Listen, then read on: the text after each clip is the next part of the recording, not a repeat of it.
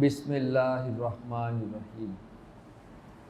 قال اللہ تبارک و تعالی فی قرآن المجید انا آتیناک الکوثر فصل لربک وانحر۔ صدق اللہ العلی الولی الحی القیوم۔ درود شریف پڑھ لیجئے۔ اللہم صلی علی سیدنا نبینا مولانا محمد وعلی آل سیدنا نبینا مولانا محمد وصحبہ بارک وسلم۔ حضرات، بہت ہی بابرکت اور مبارک مہینہ چل رہا ہے۔ میری مراد ماہ ذوالحج شریف۔ اس مہینے میں ایک بہت بڑی عبادت جسے آپ اور ہم قربانی کہتے ہیں، اس کے دن عنقریب آنے والے ہیں۔ اس لیے میں نے چاہا کہ پچھلے سال کی طرح اس سال بھی قربانی کے مسائل بیان کیے جائیں، کیونکہ پورا سال جب گزر جاتا ہے تو بہت سے مسائل آپ پر ہمارے ذہن سے نکل جاتے ہیں۔ ایک سال کا عرصہ بہت ہوتا ہے، اسی لیے میں نے چاہا کہ قربانی کے مسائل واپس بیان کر دیے جائیں تاکہ لوگوں کے وہ مسائل واپس یاد آ جائے۔ تو قربانی کے بارے میں پہلی بات یہ یاد رکھ لے کہ امام اعظم ابو حنیفہ رضی اللہ تعالیٰ عنہ، ان کے نزدیک چند شرائط تھے۔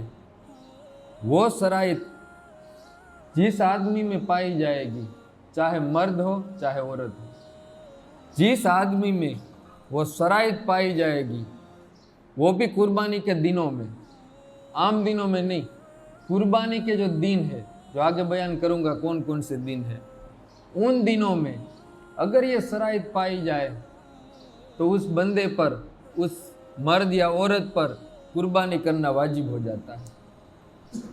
امام اعظم ابو حنیفہ کے نزدیک ان شرائط کے ساتھ قربانی کرنا واجب ہے۔ جس میں یہ شرائط پائی جائے اس پر قربانی واجب ہو جاتی ہے۔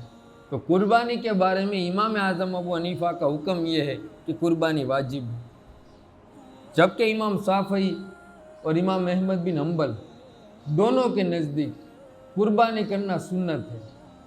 امام اعظم ابو حنیفہ اور امام مالک کے اس میں دو قول ہے، ایک قول سنت کا ہے، ایک واجب کا ہے، لیکن امام اعظم ابو حنیفہ کا ایک ہی قول ہے اور وہ یہ ہے کہ قربانی کرنا واجب ہے۔ اب قربانی کرنا واجب کیسے ثابت ہوا؟ کون سی آیت کریمہ اور کون سی حدیث پاک ہے کہ جس کی وجہ سے قربانی کرنا واجب ثابت ہوا؟ تو ان چاروں اماموں نے اپنے اپنے دلائل دیے ہیں، لیکن سب سے مضبوط دلائل اگر کسی کے ہے تو امام اعظم ابو حنیفہ کے ہیں۔ انہوں نے جو قربانی کو واجب قرار دیا، ان کے پاس جو دلائل ہے یہ زیادہ مضبوط دلائل ہے۔ تو قرآن پاک میں جو آیت کریمہ ہے، انا آتیناک الکوثر، اے حبیب مکرم صلی اللہ تعالیٰ علیہ وسلم، بے شک ہم نے آپ کو خیر کثیر عطا فرمایا، آپ کو کوثر عطا فرمایا۔ اب اس آیت کریمہ میں جو اللہ تبارک و تعالیٰ نے ارشاد فرمایا کہ بے شک ہم نے آپ کو خیر کثیر عطا فرمایا، خیر کا مطلب ہوتا ہے بھلائی، کثیر کا مطلب ہوتا ہے بہت زیادہ تعداد میں، یعنی اللہ تبارک و تعالیٰ کہہ رہا ہے کہ ہم نے آپ کو بہت ساری بھلائی عطا فرمائی۔ اب اس سے مراد کیا ہے؟ تو اس میں علماء کرام نے الگ الگ قول کیے ہیں۔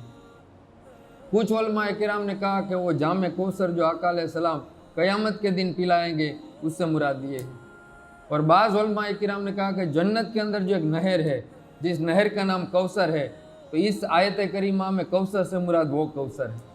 کچھ علماء کرام نے کہا کہ یہ کوثر کا معنی یہ ہے کہ جو اللہ تبارک و تعالیٰ نے آقا علیہ السلام کو قرآن عطا فرمایا، یہ قرآن بھی کوثر میں شامل ہے۔ تو یہ علماء کرام نے الگ الگ اقوال بیان کیے۔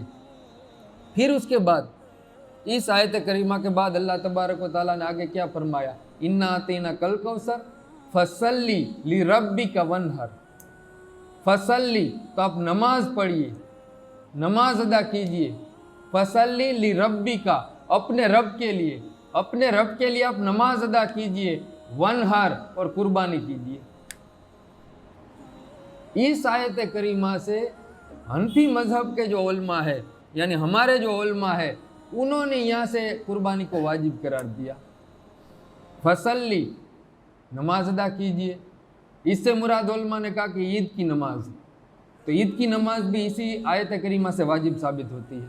और फिर आगे वनहर, इससे मुराद कुर्बानी है। ये वही कुर्बानी है जो ईद के दिनों में, जो आगे मैं बयान करूंगा, जो 3 दिन है, वो 3 दिनों में जो कुर्बानी की जाती है, ये वही कुर्बानी मुराद है। ये उलमा किराम ने इस आयत करीमा से वाजिब साबित किया। अब यहाँ एक नुक्ता समझने जैसा कि पिछले जुमे ही मैंने बयान किया था कि फर्ज अगर साबित होता है तो उसकी 2 शराइत होती है, 2 तरह के दलाइल चाहिए। अगर 2 चीज़ें कोई दलील में पाई जाएगी तो फर्ज साबित होगा। वो क्या है? पहली दलील तो पहले उसका शराइत में से पहली शर्त ये है कि कतई सुबूत होना चाहिए, और दूसरी कतई दलाला होनी चाहिए, तो फर्ज साबित होगा। मतलब सुबूत में भी कतई होना चाहिए और दलालत में भी कतई होना चाहिए। और इसमें मैंने बताया था कि सुबूत में कतई 2 ही चीज़ें हैं, या तो कुरान शरीफ है या हदीस मुतवातर है। इसके अलावा जितनी हदीसें हैं ये कतईयत का फ़ायदा नहीं देती, सिर्फ और सिर्फ हदीस मुतवातर, और हदीस मुतवातर बहुत कम है। ये मैंने पिछले जुमे में बयान किया था।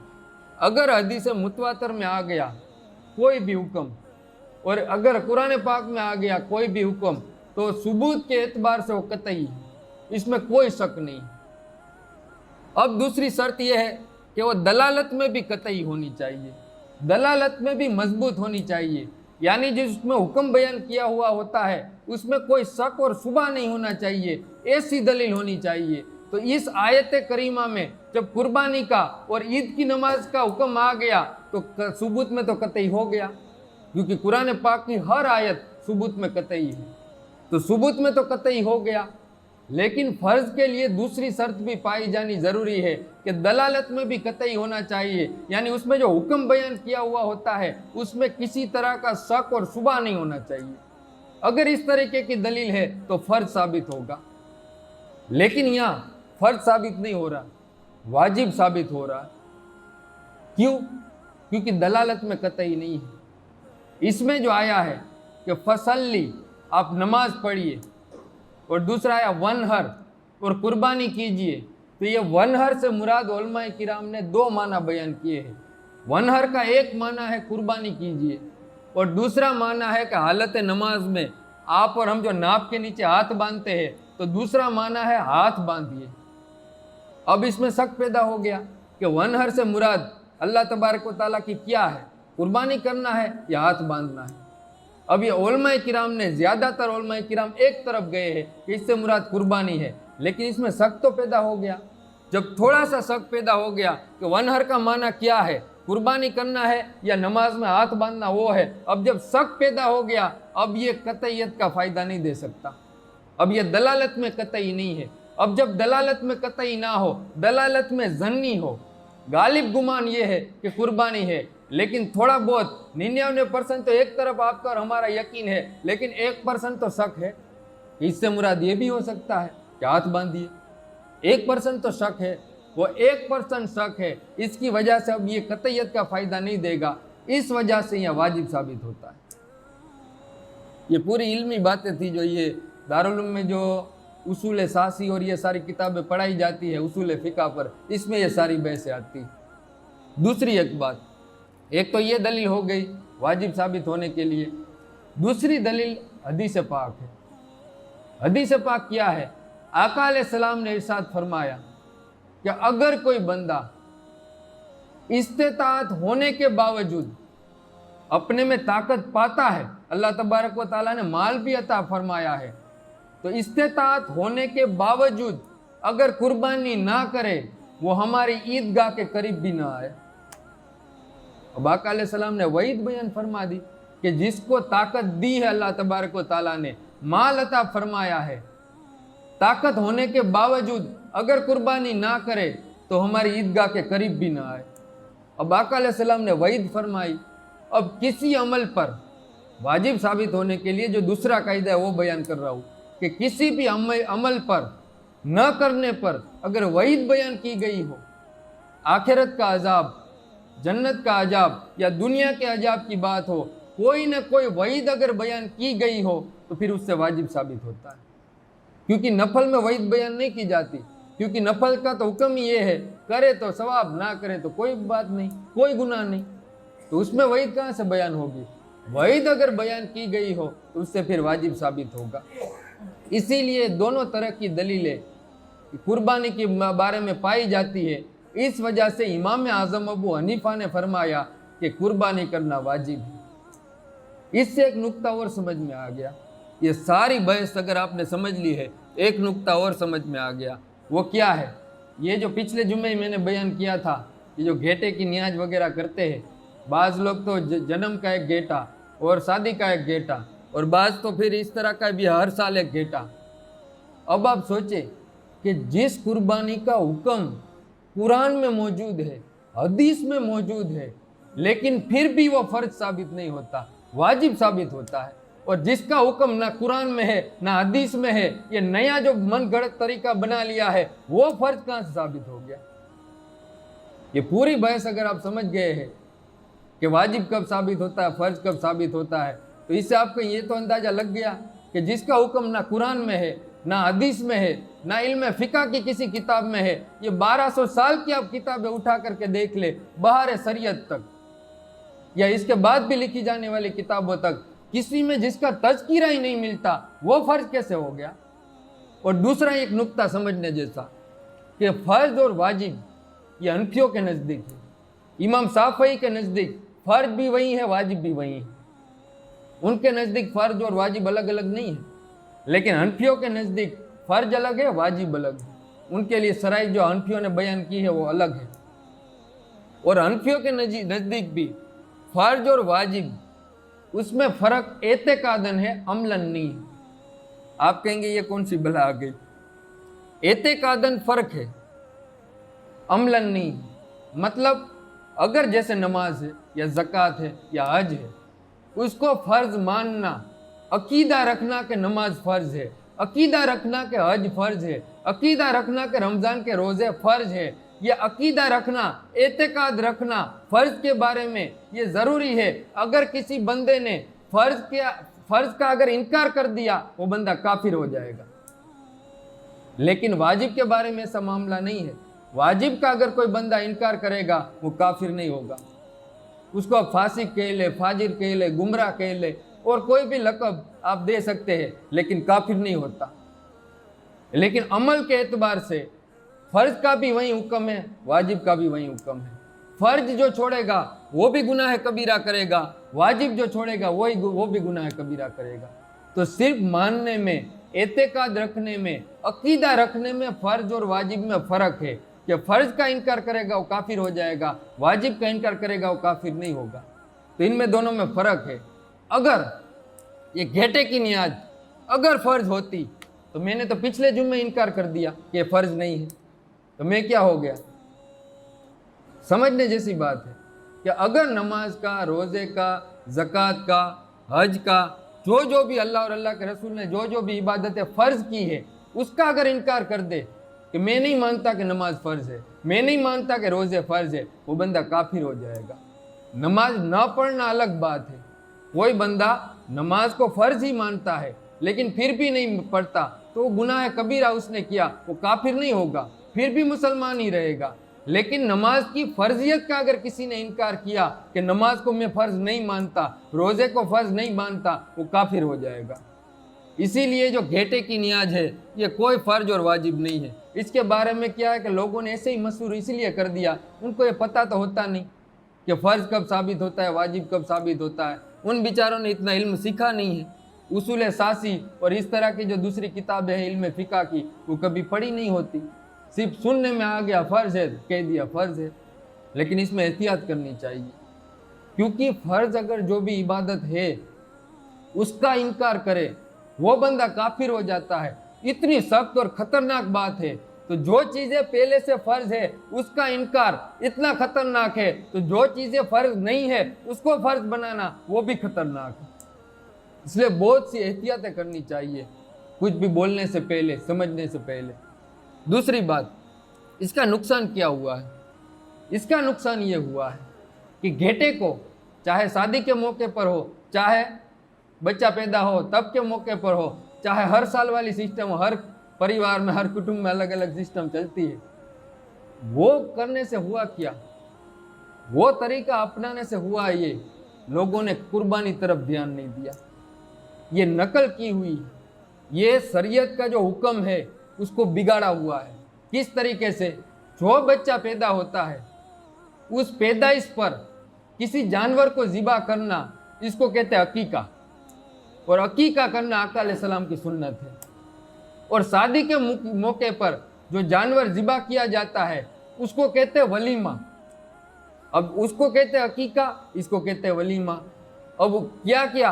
आका अलैहिस्सलाम की सुन्नतों को पीछे कर दिया और फिर औलिया किराम के तरफ मंसूब करके, हालांकि उन औलिया किराम ने नहीं हुक्म दिया, बल्कि लोगों ने अपनी तरफ गढ़ करके उन औलिया किराम की तरफ मंसूब कर दिया, उनकी तरफ जोड़ दिया, उनकी तरफ जोड़ करके आका अलैहिस्सलाम की सुन्नतों को पीछे कर दिया। अब अकीका नहीं करेंगे, ये औलिया किराम के घेटे करेंगे, वलीमा नहीं करेंगे, औलिया किराम के घेटे करेंगे, वो भी फर्ज समझ करके। नफल समझ करके करे तो बात अलग थी, फर्ज समझ करके करेंगे। इसीलिए इमाम रब्बानी मुजद्दिद अल्फसानी ने बहुत एक दकीक नुक्ता बयान फरमाया। क्या दकीक नुक्ता बयान फरमाया? आपने फरमाया जब बिद्दत राइज हो जाती है, बिद्दत उस अमल को कहते हैं कि जो बाद में शुरू हुआ हो, आका अलैहिस्सलाम के दौर में ना हो, सहाबा के दौर में ना हो, बाद में लोगों ने अपनी तरफ से कोई इबादतें बना ली, उसको कहते हैं बिद्दतें। जो नया नया अमल और नए नए तरीके ईजाद कर लेते हैं, कुछ तरीके तो वो है जो शरीयत में पसंदीदा है, उसको कहते हैं बिद्दत हसना, और कुछ तरीके वो है जो शरीयत पसंद नहीं करती, उसको कहते हैं बिद्दत सय्या। तो ये जो बिद्दत सय्या है उसके बारे में इमाम रब्बानी मुजद्दिद अल्फसानी फरमाते हैं कि जब भी कोई बिद्दत राइज हो जाती है, लोग अपना लेते हैं, तो बिद्दत हमेशा सुन्नतों के मुकाबले में होती है। कोई न कोई सुन्नत आका अलैहिस्सलाम की पीछे करनी पड़ेगी, तभी जाकर के वो नई बिद्दत राइज होगी। और इसमें हुआ भी ऐसा है कि घेटे वाली नियाज अगर नफल समझ करके करते, बात अलग थी, तो शरीयत में उसकी इजाज़त है, कोई मना नहीं करता, लेकिन फर्ज समझ करके किया और ज़रूरी और लाजिम करार दिया। इस वजह से ये हुआ कि जो बच्चा पैदा होता है तब जो सुन्नत है आका अलैहिस्सलाम की अकीका करना, वो सुन्नत पीछे चली गई। घेटे करेंगे, आका अलैहिस्सलाम की सुन्नत अकीका नहीं करेंगे। इसी तरह जो वलीमा करना था, अब कौन वलीमा करता है? जो आका अलैहिस्सलाम ने तरीका बयान किया, आका अलैहिस्सलाम का भी निकाह हुआ है, आका अलैहिस्सलाम के सहाबा का भी निकाह हुआ है, उन तमाम ने वलीमा किया है। तो जो वलीमा करना जो आका अलैहिस्सलाम का तरीका है, जो सहाबा का तरीका है, वो तरीके पर अमल नहीं करना, बल्कि लोगों ने मनगढ़ंत बातें जो बयान कर दी है और बाप दादा से जो सुनते चले आ रहे हैं उस पर अमल करना है। और मैंने तो यहाँ तक एक आदमी से सुना है, अब मैं यहाँ का ही रहने वाला हूँ, मैं कोई अफ्रीका का रहने वाला नहीं हूँ, मैंने ये सारी बातें सुनी हुई है। एक आदमी मुझे बयान कर रहा था कि जो मेरे ऊपर जो मुसीबतें आती है, अब उस पर होगी मुसीबतें, हम इसका तो इनकार नहीं करते, लेकिन उसने कहा मेरे ऊपर जो ये मुसीबतें आती है ना, ये इस वजह से आती है कि मैंने जो हमारे दादे के जो घेटे हैं वो घेटे नहीं किए, इसलिए आती। आप सोचे अकीदा कहाँ से कहाँ पहुँच गया। अगर नफल समझा होता तो ये अकीदा थोड़ा होता। कुर्बानी नहीं करेंगे, जिसके बारे में आका अलैहिस्सलाम ने जिसको वाजिब करार दिया है, जिस पर कुरान पाक की आयत भी मौजूद है, कुर्बानी नहीं करेंगे, लेकिन घेटे की फिक्र है। घेटे नहीं करेंगे तो मुसीबतें आएंगी, लेकिन जिसको अल्लाह और अल्लाह के रसूल ने वाजिब करार दिया है वो नहीं करेंगे, लेकिन उसमें फिर बेधड़क हम पर कोई मुसीबतें नहीं। सोचने जैसा नुक्ता है मुसलमानों, सोचने जैसा नुक्ता है। ये सारी चीज़ें हो सकता है किसी को बुरी लगे, लेकिन मुझे इसकी परवाह नहीं है। आका अलैहिस्सलाम ने जिसको वाजिब करार दिया है उसी को वाजिब मानना चाहिए। अपनी मर्जी से नई शरीयत बनाने की कोशिश नहीं करनी चाहिए, क्योंकि आपको और हमारे जैसे लाखों नहीं, करोड़ों नहीं, अरबों लोग दुनिया में आए और चले गए। आका अलैहिस्सलाम का दीन कभी नहीं बदलेगा। जो वाजिब है वो क़यामत तक वाजिब रहेगा, और जो फर्ज है वो क़यामत तक फर्ज रहेगा। हम अपनी जितनी भी मर्जी पड़े, एड़ी चोटी का जोर लगा ले, लेकिन आप और हम किसी ऐसे अमल को जिसको आका अलैहिस्सलाम ने वाजिब नहीं बनाया, हम नहीं बना सकते। हमारी वो औकात नहीं है। یہ صرف اور صرف شان اللہ اور اللہ کے رسول کی ہے کہ وہ جس کو چاہے اس کو واجب قرار دے، جس کو چاہے اس کو فرض قرار دے۔ تو میں یہ بیان کر رہا تھا کہ قربانی کرنا واجب ہے، لیکن ہر آدمی پر نہیں ہے، ہر آدمی پر نہیں ہے۔ چند شرائط ہے، 5 شرائط ہے۔ ان 5 شرائط اگر کسی بندے پر ثابت آ گئی، اس پر یہ شرائط پائی گئی، پھر اس پر قربانی کرنا واجب ہے۔ وہ شرائط بیان کروں اس سے پہلے ایک اور نقطہ سمجھ لیں کہ قربانی کے مخصوص دین ہے اور مخصوص جانور ہے، یعنی خاص دین ہے اور خاص جانور ہے۔ خاص دن کون سے ہے قربانی کے؟ 10 تاریخ، 10 ذی الحجہ، 11 ذی الحجہ اور 12 ذی الحجہ۔ ان 3 ہی دن میں قربانی ہو سکتی ہے۔ ایک دن پہلے اگر کسی نے قربانی کر لی نہیں ہوگی، ایک دن بعد اگر کسی نے قربانی کر لی نہیں ہوگی۔ قربانی کے صرف اور صرف 3 دن ہے، 10، 11 اور 12۔ اسی دن میں قربانی کرنی ہوگی۔ اب یہ ایک نقطہ سمجھنے جیسا کہ مثال کے طور پر کسی کو مسئلہ معلوم نہیں تھا کہ مجھ پر قربانی واجب ہے یا نہیں ہے، اب اس نے قربانی نہیں کی۔ بعد میں جا کر یہ 3 دن گزرنے کے بعد اگر اس کو پتہ پڑا یار مجھ پر بھی قربانی واجب تھی، اب کیا کرے؟ وہ قربانی کی قضا ادا کرے؟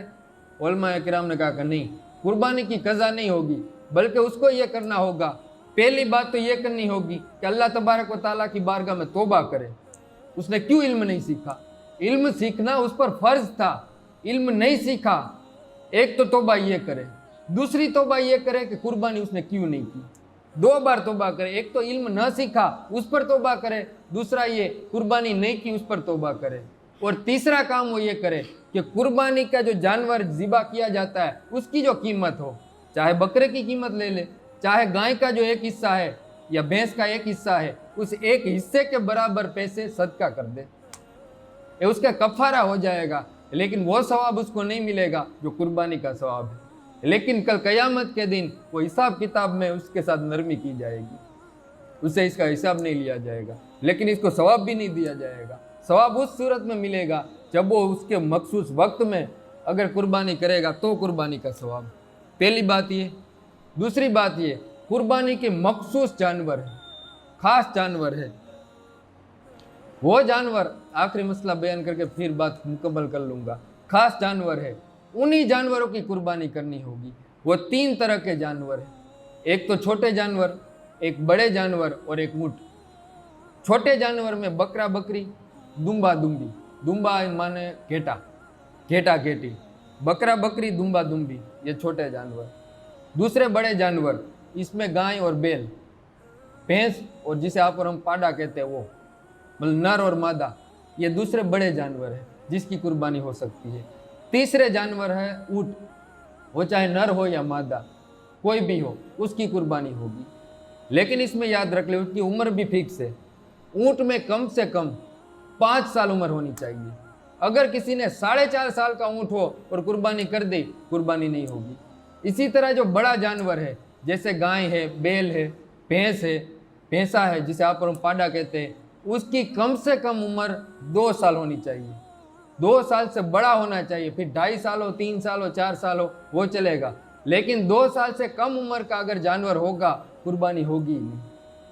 تیسرے جو چھوٹے جانور ہیں جو بکرا بکری، دمبا دمبی، ان کی کم سے کم عمر 1 سال ہونی چاہیے۔ 1 سال سے کم ہوا قربانی نہیں ہوگی، زیادہ ہوا قربانی ہو جائے گی۔ لیکن اس میں آقا علیہ السلام کی طرف سے گھیٹے میں، دمبے میں ایک اجازت دی گئی، ایک رخصت دی گئی۔ وہ رخصت یہ ہے کہ اگر کوئی گھیٹا 6 مہینے کا ہے لیکن اتنا تازہ اور کھربا ہے کہ دور سے دیکھنے میں وہ 1 سال کا نظر آتا ہو، اس کی قربانی ہو جائے گی۔ لیکن اس پر پھر ہم اور آپ دوسرے جانور کو قیاس نہیں کر سکتے کہ جیسے 2 سال کا ہونا چاہیے بیل یا بھینس، تو وہ اگر دور سے دیکھنے میں 2 سال کا لگ رہا ہے وہ 1.5 سال کا، تو اس کی قربانی کر دے، اس کی نہیں ہوگی۔ صرف اور صرف گھیٹے اور دمبے میں یہ چل سکتا ہے کہ وہ 6 مہینے کا ہو یا اس سے زیادہ ہو، لیکن دور سے دیکھنے میں اگر 1 سال کا لگ رہا ہو، اس کی قربانی ہو جائے گی۔ انشاءاللہ تعالیٰ اگلے جمعے اگر موقع ملا تو پھر واپس سے انشاءاللہ تعالیٰ قربانی کے آگے کے مسائل بیان کریں گے۔ اللہ تبارک و تعالیٰ کی بارگاہ میں دعا ہے کہ اللہ تبارک و تعالیٰ ہمارے بولنے میں اور آپ کے سننے میں جو بھی غلطی ہوئی ہو اپنے کرم سے معاف عطا فرمائے۔ اللہ تبارک و تعالی ہمیں اتنی بڑی عبادت قربانی دل کھول کر کے کرنے کی توفیق عطا فرمائے۔ اللہ تبارک و تعالی ہمیں بھلائیوں کی توفیق عطا فرمائے۔ وما علینا الا البلاغ برحمتک یا ارحم الراحمین۔